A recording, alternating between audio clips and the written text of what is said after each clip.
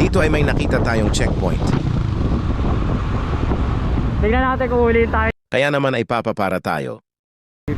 Dahil ayaw tayo minsan parahin, di ba? Ayaw tayo parahin. Ayaw tayo parahin. So ayun, pinara na nga tayo. Ano pong kailangan? Sorry po.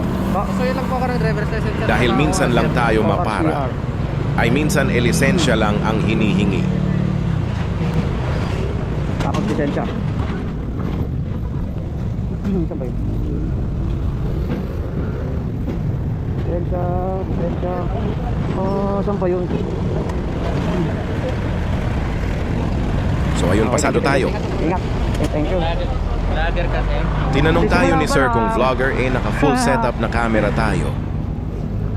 Dahil dyan ay content kayo sa akin mga sir, ay ginagawa nyo ang trabaho nyo na kahit ang init sa kalsada.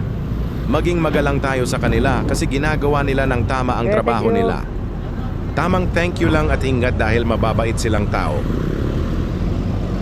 So ayun, sa HPG at LTO naman tayo magpahuli.